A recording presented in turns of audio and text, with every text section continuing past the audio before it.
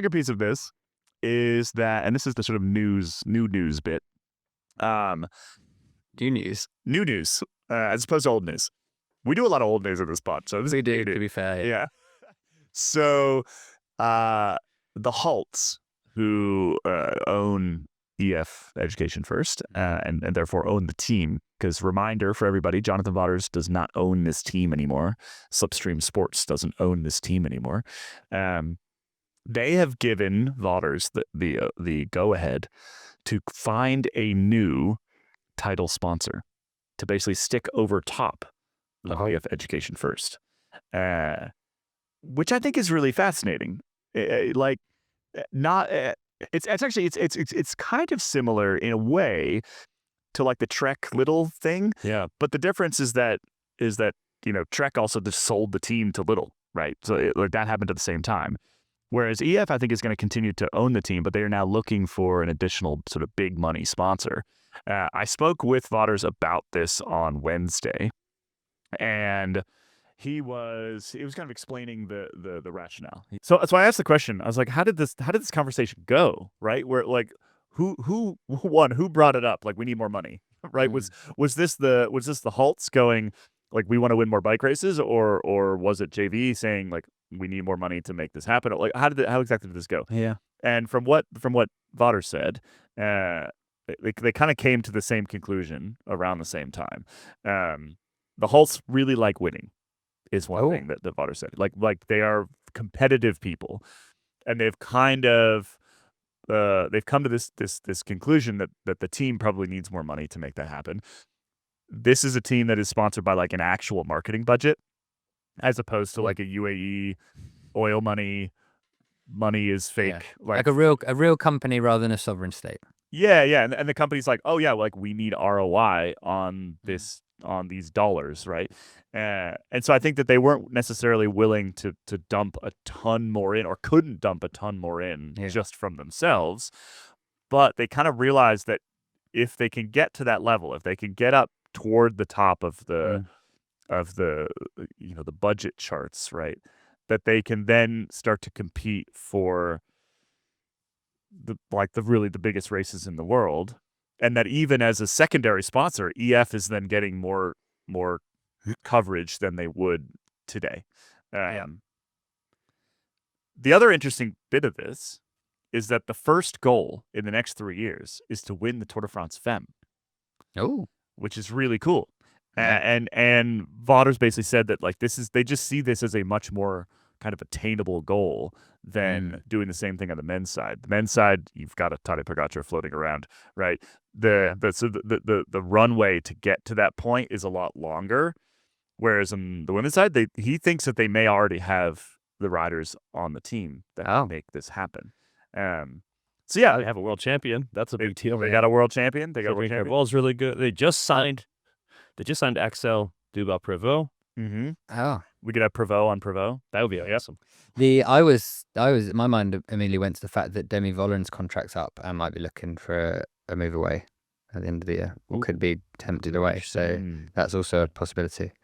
I've got a pitch of who EF should get in as a co-title sponsor. Actually, I think they should get 2 co-title sponsors. I think they should go after AB InBev, which is the largest brewer in the world.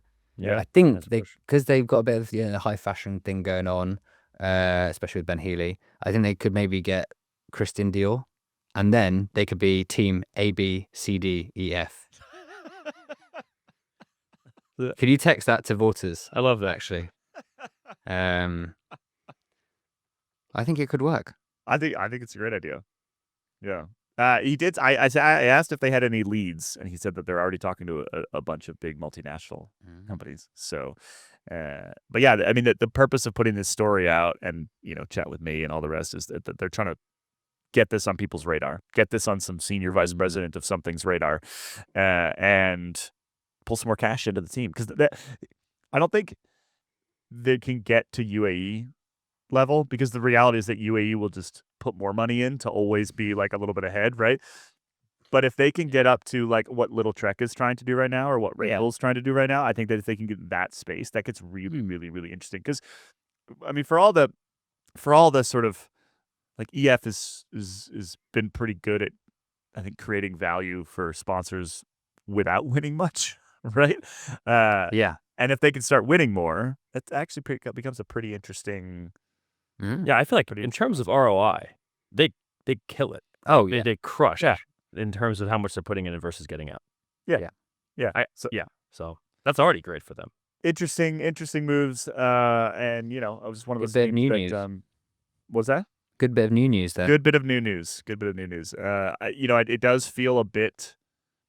We've had this sort of similar chat about various teams a bunch over the last couple of years. It feels like it is this like accelerating, like budget death match. Like where you've got UAE, and so then everyone else has to just keep dumping more and more and more money in. And so I think that there is a concern that big swaths of the World Tour just get left behind, right? But if they can pull it off, if EF can pull it off and pull in another sponsor and can get their budget from, whatever it is right now, 35, 40 million or 30, whatever it is, to 60, UAE is something like in the 70 to 80 range, we believe, US dollars. This is why athletes don't love salary cap. So this is true across sports, by the way, is that when you have a big money team, if it's our sport, it's UAE, if it's the Yankees, whatever, like eventually that money gets to the athletes. And so it's creating this, bidding war. It's an arms race that ultimately goes into their pockets. So you can understand why the athletes, particularly in cycling, where most of them are not Tadej Pogacar, they're underpaid. Yeah. And you expect this sort of trickle down effect, more or less. That may or may not be happening, but like that's what they think is going It's not to happen. good for us, though. No, not necessarily. Well, I don't know. I don't know, the Dodgers in baseball, where they're just going to be paying guys for 30 years. Yeah, but the impact on the sportingness of it all is not great. But it makes for fun storylines, and everybody gets to hate them, and that's fun. Right about, It's good to have a bad guy. What's Juan been up to recently? I've heard very little about him. I hope he's doing all right. I haven't heard anything actually. Has he raced yet this year? It's kind of surprising actually that he's kept a low profile. He's off to Paris, I think.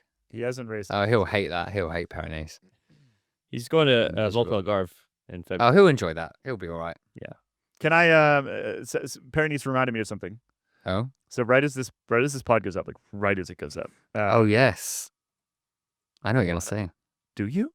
Yeah. I'm taking us in. Team Time Trial. Yes. Wow, Johnny. We're back. Team Time Trial on Friday. With the Challenge Mallorca. So there are 2 team time trials between now and a very important team time trial at the Tour de France. And one of them is Friday, the other is in Paris-Nice. So they are going to be testing everything on Friday, doing it like there's a bunch of sort of tour riders. Was it not today? No, it's today. Team Time. Today? Yeah. Do you want to know? It was yesterday. That's the reason I knew it's on Thursday. Yeah, it's happened. It's finished. Do you want to hear the good and bad news, Kaylee, about what happened in it? Remco Evenepoel and Florian Lipowitz's Rebel Bora Hansgrohe won the team time trial. Cool. Admit it was 24 kilometers. Oh yeah, there it is. And the bad news is they only beat Enric Mas's Movistar by 4 seconds. So, do you know why I thought it was on Friday? Please tell me. Australia. Yeah, because I've been I've been across the date line twice last week. That makes a lot of sense. Actually. Days, I don't know what days are anymore. But it's good news, Johnny, that Movistar was there. That's cool. That's surprising. It's it bodes well for other teams besides the big couple. I was more saying that you'd hope, if you're Evenepoel, you'd really hope to be an Enric Mas in a team time trial by more than 4 seconds. Yeah, probably so. Really? Yeah. Well, that's the whole thing about the team time trial, is that you're not beating Enric Mas. You're beating his whole team, and his team has Ivan Romeo on it. That is true. That is the beauty of the team. Like I think that like Red Bull had Dan Bigham down there. Like they're doing testing. They're doing all kinds of stuff to sort of try to optimize. Sandbagging maybe? No, definitely not. Ooh, maybe so. Well, and after dark, we are going to talk about Remco Evenepoel. Oh. If that's a little tease for anyone to hopefully the members will stay on and they don't just get rid of After Dark. But any free members out there, free listeners. And we've also got Chris Froome. We've got a bit of Chris Froome. News is a strong word. if we've got new news, this is not news, but we're going to talk about it. All right, let's wrap it up. Thanks so much for joining us on this lovely Friday. We enjoyed having you here. We'll be back on Monday with another episode of Spin Cycle. If you are a member and you're on the member feed, stick around. We're headed to After Dark, the members-only bit of this podcast. If you are not signed up, head to escapecollective.com/join. Sign up right now. The season is kicking off. There's all sorts of stuff going on. Now's your moment. Seize the moment. If you've been waiting, If you've been waiting. if you've been skulking around with your credit